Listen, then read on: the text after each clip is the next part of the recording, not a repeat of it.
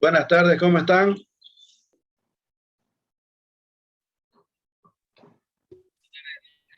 Buenas tardes. ¿Qué tal? ¿Me escuchan bien? ¿Todos? Sí, ingeniero. Claro, perfecto. ¿Le escucha? Esperemos un ratingo que ingresen los demás para que comencemos, ¿ya?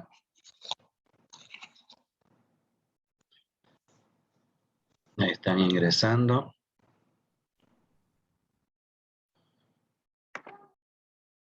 Bien. Bien, señores, hoy vamos a comenzar nuestra clase número 10, en la cual vamos a realizar el caso número 5, ¿ya? Este caso número 5 lo van a defender el próximo viernes, tal cual hemos estado haciendo durante el módulo. Por favor, les encargo sus cámaras. Varios están. Eso. Qué gustarles pasar de incógnito a ustedes, ¿no? Estoy recorriendo todos los conectados y veo varios que están. Ahí está Pachuris, por ejemplo. Bien. El día viernes vamos a defender este caso número 5.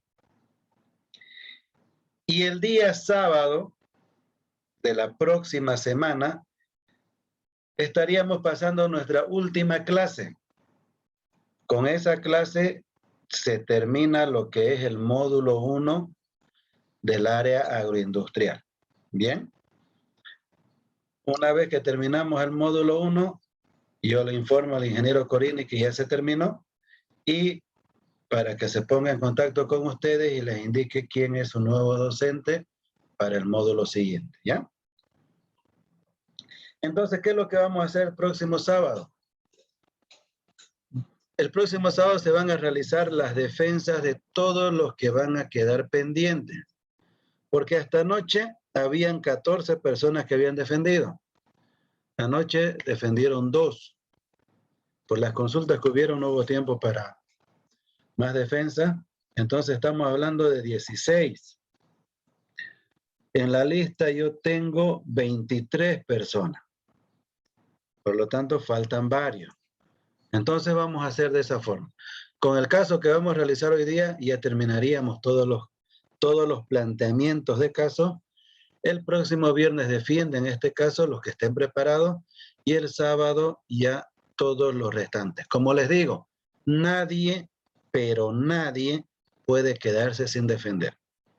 El que no defienda no va a tener nota de aprobación, porque como les dije al principio del módulo, el 50% de la nota va a salir de todos los informes que ustedes están presentando y el otro 50% restante va a salir de la defensa, que por lo menos tenía que haber una defensa de cada uno de ustedes, ¿ya?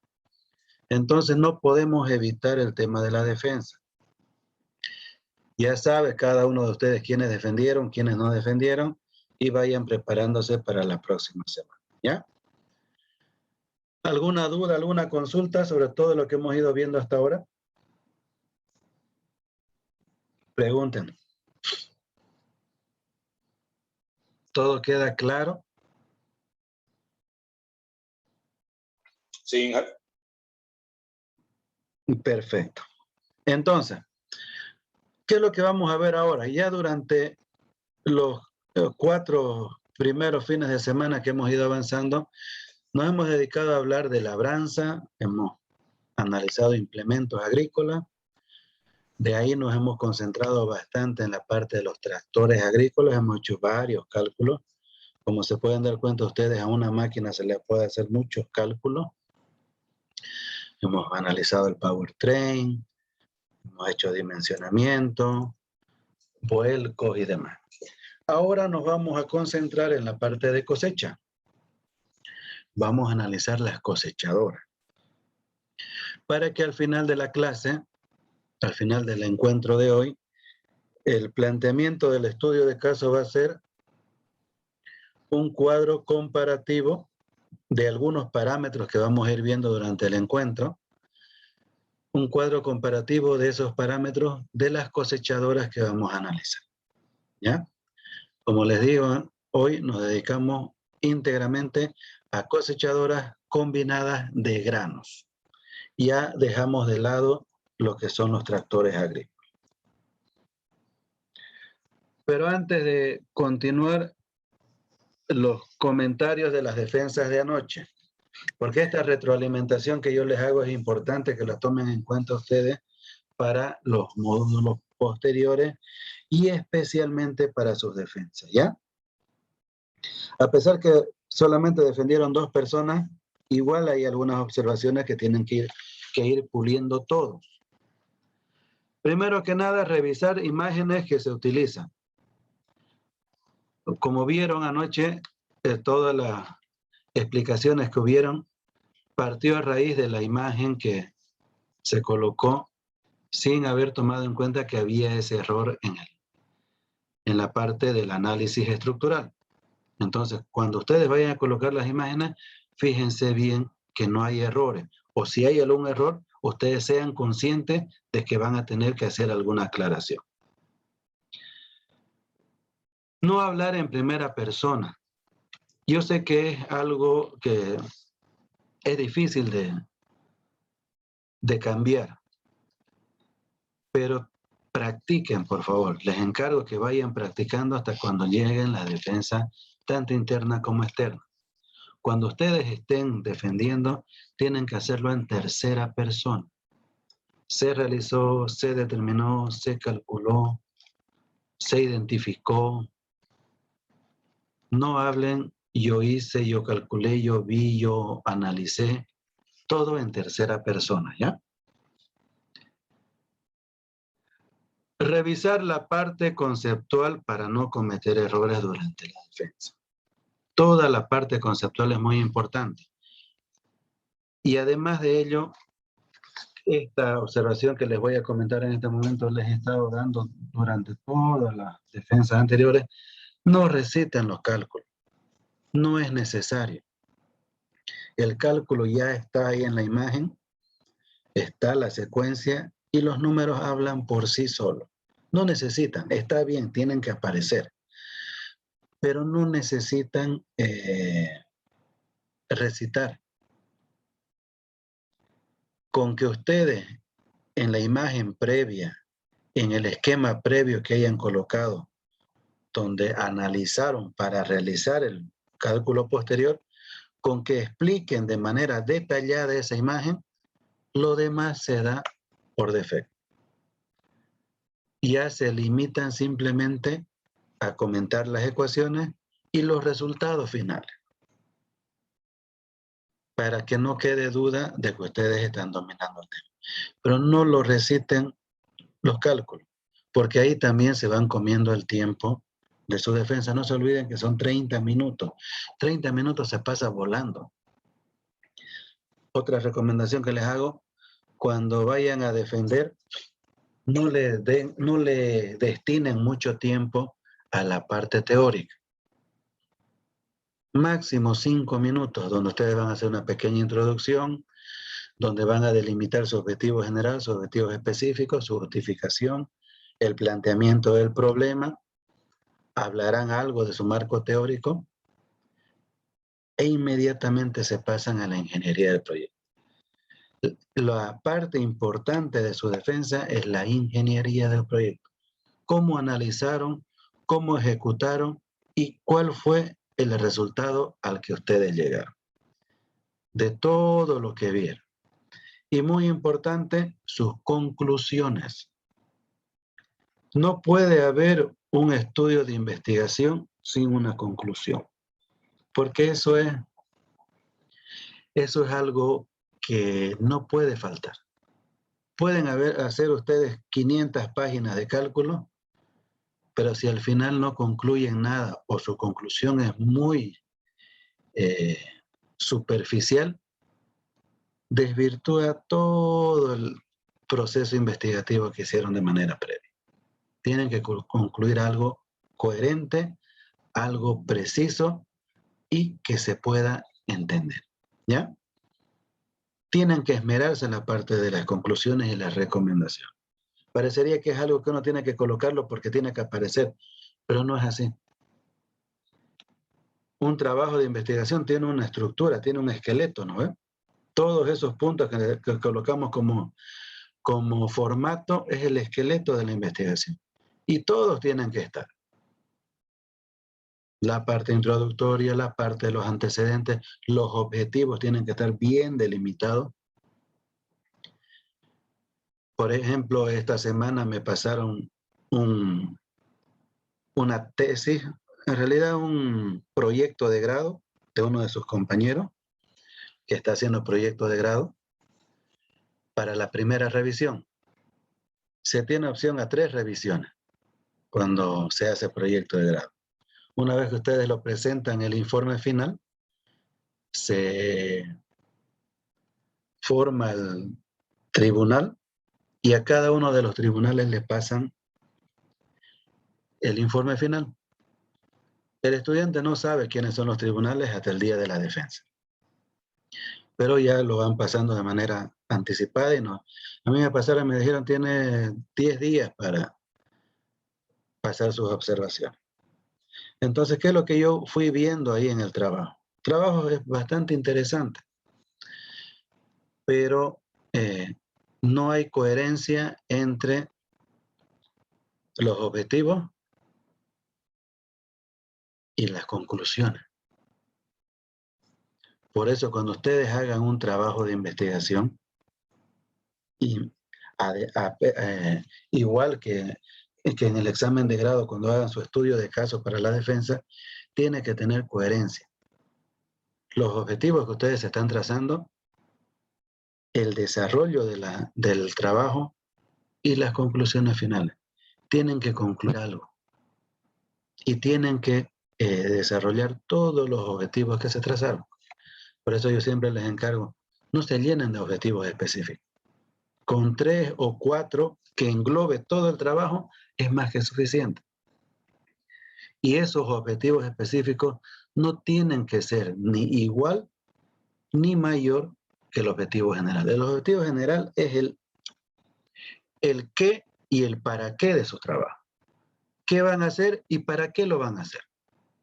Y los objetivos específicos es el cómo. ¿Cómo van a ejecutar ese plan que ustedes mismos se están trazando? Entonces, si al final del estudio, cuando uno lo lee, y especialmente cuando llega a las conclusiones, no se cumple lo mismo que ustedes dijeron que tenían que hacer, entonces no está cumpliendo con los requisitos básicos el proyecto de investigación. Y ahí se comienza a observar. Yo le hice varias observaciones que él tiene que subsanar. Posteriormente me volverán a pasar el informe que tendría que ya haber subsanado de acuerdo a las observaciones que le hice. Ahí todavía puedo seguir haciendo observaciones. Como les digo, son 3 presentaciones. Puedo hacer observaciones. Si veo que todo ya está en orden, automáticamente le digo que está aprobado, paso mi informe y ya le fijan fecha de defensa. Pero si siguen habiendo observaciones, se lo devuelve al estudiante y el estudiante nuevamente tiene que cambiar todo. Mientras les hagan observaciones de forma, no hay mucho problema. Pero cuando les hacen observaciones de fondo, ahí sí que hay que batallar bastante porque a veces se cambia mucho del trabajo de investigación. Y es prácticamente hacer una reingeniería del trabajo. Entonces, por eso, ustedes, ¿qué es lo que hacen ustedes cuando van a defender? Independientemente que sea proyecto de grado o examen de grado. Ustedes eligen el tema. Nadie se los elige, nadie les dice, ¿sabes qué? Deberías hacer esto, investiga esto. No, ustedes lo eligen el tema. Entonces, para que lo elijan, analicen bien, piensen bien, qué es lo que más le entienden de lo que quieren hacer. Porque cuando les sorteen, les van a sortear el área. Puede ser agroindustrial, puede ser industrial o puede ser automotriz. Cuando les sorteen el área, ya ustedes buscan qué tema les gustaría hacer. Tiene que gustarles. No lo hagan por cumplir, porque si no puede ser que salga mal. Si les gusta, significa que le entienden bien al asunto. Entonces, la idea general está en el aire. Uno la va masticando, la va acomodando de manera mental y luego viene la etapa de plasmarlo en un documento. Lo primero que ustedes tienen que hacer es su planteamiento del problema. No puede haber una investigación sin un problema o una necesidad. No pueden colocar analizar tal cosa, pero ¿para qué lo quiere analizar? ¿Cuál es el beneficio de la sociedad que va a obtener la sociedad a ese análisis que van a hacer ustedes? Ah, no, es que yo quiero analizar porque quiero saber qué pasó. No, no se puede hacer así. Analizar por analizar no hay. Proponer, diseñar, reconstruir, puede ser una estructura, una máquina que tenga un problema, ustedes pueden hacer un rediseño de acuerdo a los problemas que vieron. Entonces, todo va a partir de su planteamiento de problema. Del planteamiento de problema va a salir una serie de preguntas que ustedes mismos se hacen, porque es un ejercicio mental ese. Y la pregunta más importante que ustedes identifiquen, la que tenga más relevancia en su problema, a esa bautícenla como pregunta principal. Y a las preguntas que vayan saliendo de esa principal, bautícenlas como preguntas secundarias. Para cuando ustedes detallen sus objetivos, el objetivo general tiene que responder. Vean cómo uno se pregunta y después se responde. Ese objetivo general tiene que responder a la pregunta principal, a la más importante. Y los objetivos específicos tienen que responder a las preguntas secundarias. Ese es un ejercicio más práctico que uno puede hacer a la hora de detallar los objetivos. Una vez se trazaron de manera concreta el objetivo general y los específicos, lo que sigue ya es trabajar en el tema. La justificación, las delimitaciones y demás ya se van dando por añadidura. Pero todo parte de su planteamiento. ¿Qué quiero hacer? ¿Qué identifiqué? ¿Qué problema o necesidad estoy identificando? Por lo tanto, para un problema o para una necesidad va a haber una ubicación específica. En tal zona hay tal empresa, hay tal máquina, hay tal, no sé, hay tal proceso que se identificó que tiene tales y tales problemas. O tal proceso tiene tales y tales necesidades. De todas esas necesidades, la más importante es esta. Entonces, esa es mi pregunta principal. Pero también hay otras necesidades, otros problemas de menor rango. Esas van a ser mis secundarias. Y así van delimitando. Ustedes solitos se rayan la cancha a la hora de delimitar su objetivo general y sus objetivos específicos. Por ejemplo, cuando se hace proyecto de grado, se detalla una hipótesis. En cambio, cuando es estudio de caso, no es necesario detallar una hipótesis. Entonces, en el estudio de caso, ustedes planteamiento de problema y automáticamente ya comienzan con lo que son los objetivos. Una vez que hacen los objetivos, viene el marco teórico, toda la parte bibliográfica que revisaron y viene lo que yo le llamo el cuerpo más importante del trabajo, la ingeniería del proyecto. Hacen esa parte y la cereza de la torta son las conclusiones. Sin conclusiones no hay trabajo. No tiene coherencia. Tiene que ser un esqueleto, una estructura. No le puede faltar ningún elemento de esa estructura porque se cae, ¿no? Se cae solita. No queremos que se caiga cuando estén defendiendo. ¿Bien? ¿Se entiende la lógica? Sí, ingeniero. Cuando le sorteen el tema, tienen toda la libertad de recurrir a sus docentes. Si les toca el área agroindustrial, no tengan pena, me escriben, me dicen, ¿saben qué, ingeniero? Me tocó el área agroindustrial y quisiera hacer tal cosa, ¿qué le parece? ¿Cómo lo puedo armar? Y demás. Obviamente yo no les puedo dar el tema porque el tema lo eligen ustedes. Pero ya tienen que tener una idea. Si pasa, si les toca a las otras áreas, pueden recurrir a sus docentes y consultar. No se queden callados. Hay muchos casos de que en las defensas internas es cuando ya los vemos a todos. Pero hay varios del área agroindustrial, personalmente estoy hablando, del área agroindustrial que nunca me consultaron. Así que agarraron su sorteo, se fueron a su casa y hicieron lo que pudieron. Ya cuando toca defender, comienzan las preguntas, las observaciones. Tienen toda la libertad de preguntar. Y uno le responde, no le responderá inmediatamente, pero le va respondiendo, le va diciendo, le va dando algunas pautas, porque tampoco uno se lo puede hacer el trabajo. Ustedes tienen que hacerlo. Pero esto mejore, esto acomode, busque tal información, todo lo demás. Porque en examen de grado no hay esa figura de la tutoría como en el proyecto de grado. Entonces, pero se les va consultando. No tengan ninguna pena. Personalmente yo no me molesto cuando me escriben, me dicen, me tocó su área, ingeniero, ¿y qué le parece si hago esto? Yo ya ahí les voy comentando. ¿Ok?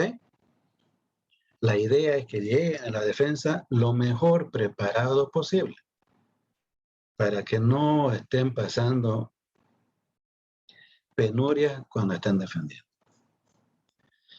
Bien, señores, si no hay ninguna consulta más, vámonos a lo que nos interesa el día de hoy. ¿Qué se refiere a las cosechadoras?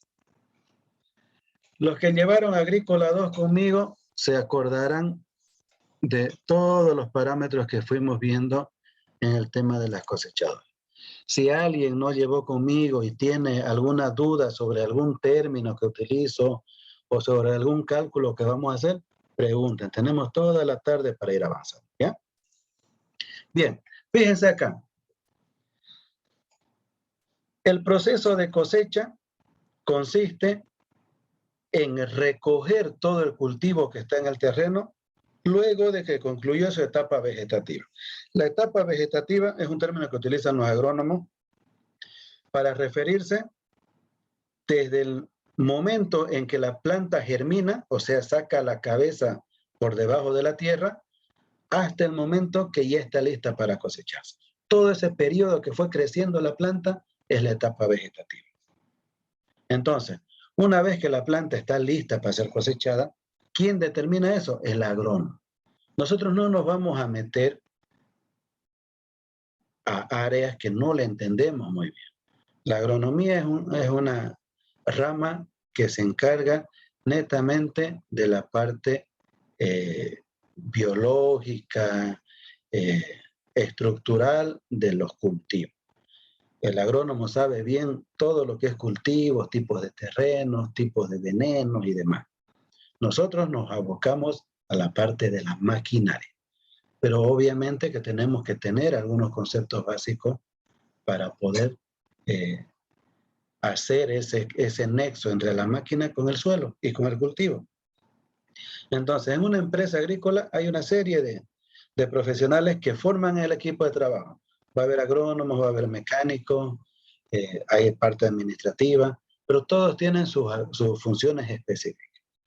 No nos aventuremos a meternos a áreas que no le entendemos. Entonces, ¿quién es el que define el momento exacto para cosechar? Es el agrónomo. Ellos tienen sus técnicas para medir fin de la etapa vegetativa, porcentaje de humedad de los granos, el clima, un montón de cosas para decir, bueno, señores, la cosecha comienza el día de mañana o comienza el día lunes porque ya el cultivo ya está en condiciones de ser levantado. Una vez que le da luz verde a la cosecha, ya la parte técnica de la empresa se encarga, obviamente, todo el tiempo de crecimiento de la planta, ya se tuvo que haber hecho ese trabajo. Mantenimiento, reparaciones, adaptaciones, adecuaciones de las máquinas. Cosa que cuando el tipo diga, ya cosechamos mañana o cosechamos el lunes, ya las máquinas tienen que estar listas. Porque es un trabajo bastante arduo y que implica muchos recursos, tanto económicos como humanos. Entonces él da el pitazo inicial y se comienza con la cosecha. ¿De qué nos vamos a encargar nosotros? De que las máquinas no queden paradas en el terreno.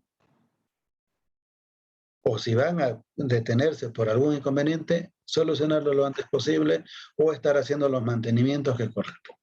De eso nos encargamos nosotros como mecánicos. Por lo tanto, tenemos que conocerlas muy bien a las máquinas.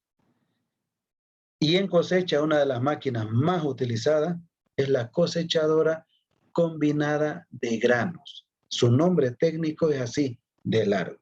Cosechadora combinada de granos. ¿Por qué se llama cosechadora combinada? Porque es una máquina que tiene la capacidad de realizar varias tareas de manera consecutiva. Un tractor agrícola, le colocamos un implemento y él va a arrastrar el implemento. Un romplado, una arrastra, va a sembrar, pero va a hacer una actividad. En cambio, la cosechadora hace actividades múltiples. Primero, ¿qué va a hacer la cosechadora? Va a cortarla la planta y la va a meter dentro de ella. Va a separar el grano, lo va a limpiar, va a eliminar los residuos de la planta, va a almacenar de manera temporal ese grano y posteriormente lo va a descargar, ya sea directamente a un camión que se va a ir al silo o a una chatatolva que va a hacer el trabajo o que va a funcionar como una intermediación entre la cosechadora y el camión, para que el camión no entre al terreno. Los camiones no pueden entrar, ellos tienen que estar en los caminos solamente. Entonces un tractor agrícola va a jalar una chatatolva, se le va a poner a un costado de la cosechadora y ella le va a descargar. Las cosechadoras combinadas de granos tienen la capacidad de almacenar de manera temporal el grano. No pasa eso con la cosechadora combinada de caña. Esa máquina no almacena. Desde el momento que ella comienza a cosecharla la caña, tiene que haber un tractor con sus chatas autovolteo a un costado para que ya vaya recibiendo la caña picada. En cambio, la cosechadora de granos no. Ella puede almacenar de manera temporal, de acuerdo a su capacidad de tanque granelero. Entonces, como se dan cuenta, va haciendo varias actividades. Por eso se denomina combinado. ¿Qué nos dice la parte conceptual? Fíjense acá. Se trata de un sistema mecanizado, dice. Una cosechadora es autopropulsada. No es un implemento. Ella se mueve por sí sola porque tiene su propio motor de combustión interna. No necesita ser jalada por el tractor. Antiguamente habían cosechadoras que funcionaban o que trabajaban como un implemento del tractor. Pero hoy en día las cosechadoras vienen autopropulsadas. De ahí viene que es un sistema mecanizado, capaz de recolectar los granos de las plantas, separar de la masa de paja y almacenarlos de manera temporal. Aquí vamos a utilizar un término común de manera permanente que se denomina paja. Paja es un término vulgar, un término común que se utiliza para los residuos de la planta, porque de la planta de soya, de trigo, de arroz, de girasol, lo único que nos interesa, sus cámaras, señores, porque se me están escapando. Inge, yo tengo problemas con la lacto, Inge. Ya uno, Rivera también me dijo lo mismo, está bien, pero los demás vayan habilitando, por favor, ¿ya? Entonces, ¿en qué estábamos? Ya me perdí.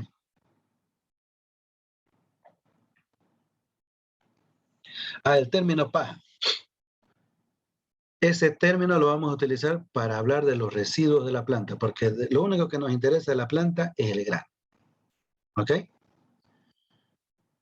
Entonces la cosechadora es una máquina que realiza una serie de actividades, además de procesar y descartar la paja de manera agronómicamente adecuada. Una cosechadora combinada de granos solo cosecha granos. Ella no va a cosechar caña, por ejemplo. Para eso hay una máquina individual para ese cultivo. Y aquí hay algunos cultivos como ejemplo que ella puede recolectar.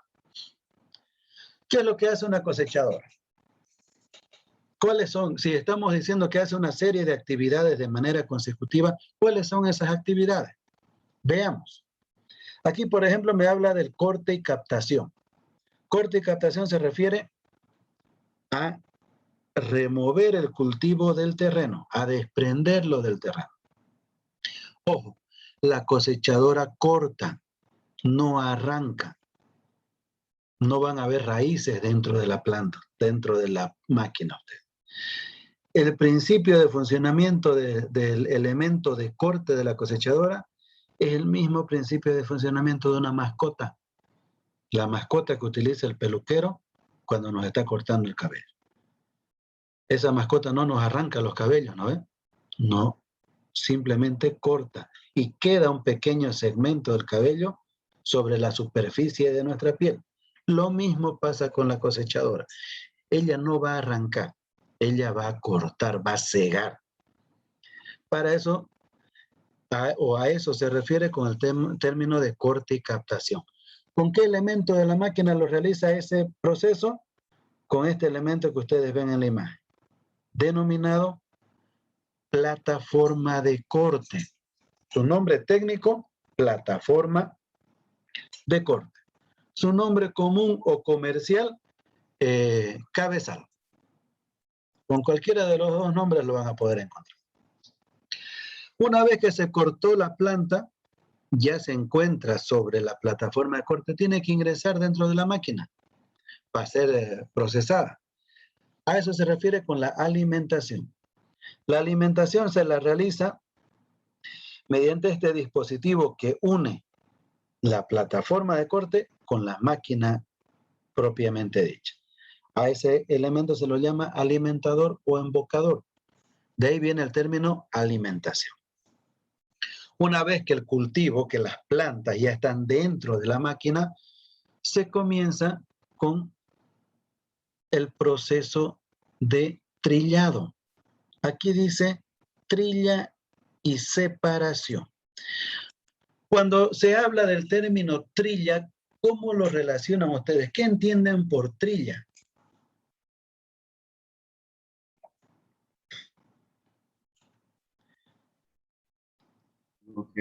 Lo que deja la huella sería ingeniero de la máquina. No. ¿Qué La será, marca ¿qué será el proceso de trillado? ¿Es tipo una zaranda, creo, ingeniero? No, la zaranda es para limpieza. Independientemente del dispositivo dentro de la cosechadora que haga el trabajo, conceptualmente, ¿qué se entiende por trillar? Es donde ha pasado muchas veces, ingeniero. Yo les Bueno, pongo un ejemplo y ustedes me dicen si se entiende la analogía. En la época de ustedes, en la generación de ustedes, inclusive en la generación mía, ya no hemos visto eso. Pero se ven documentales, se ven en películas y demás. Cuando están elaborando pan, cuando van a comenzar a elaborar el pan, consiguen el trigo, ¿no ve? Y la panadera agarra ese trigo y hace este proceso, o el arroz, comienza a hacer este proceso. ¿Para qué lo hace? ¿Qué creen ustedes que está consiguiendo con eso? está separando El grano. Está separando el grano de su cáscara, ¿correcto? ¿Se entiende esa analogía? Ella hace este ingeniero. proceso, así es. Perfecto. Eso es trillado. Eso es lo que hace la máquina. Parece tan sencillo, pero es así. La máquina frota en su interior. ¿Para qué? Para separar el grano de la vaina. En el caso de la soya, por ejemplo, la soya es muy parecida a la arveja. Tiene su vaina donde hay unas 3 o 4 granos de soya. Entonces, para que se separe, no hay unos duendes ahí adentro que separan las vainas de los granos. Hay un cilindro y un cóncavo que fungen la función de sistema de trilla. Entonces frota. Perfecto, la doña frotó, separó la cáscara de del grano. El grano ya está suelto. Y ellas agarraban unas fuentes así medias redondeadas y lo lanzaban al aire. Con ayuda del viento, ¿qué pasaba? Esa cáscara se iba de un lugar a otro, ¿no ve? Y solamente caía el grano limpio. Lo mismo hace la cosechadora. Tiene un ventilador en su interior que sopla. Como ya se separó el grano, queda la paja. Y esa paja no puede estar mezclada en el interior de la máquina. Entonces ella sopla y la manda a la parte trasera de la estructura. Si se dan cuenta, es muy similar a ese trabajo manual que se hacía. Entonces el grano cae por gravedad hasta la parte más baja de la estructura de la máquina. Y posteriormente, mediante un sistema de elevación y transporte, llega a este punto, a la tolva que ustedes ven aquí. Entonces, si vamos enumerando, corte y captación, lo realiza la plataforma de corte. Una mascota como del peluquero, tac, tac, tac, tac, corta y come. Alimentación, comió.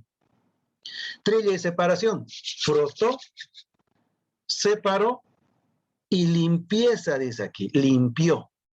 El grano solito, suelto, cae hasta la parte más baja.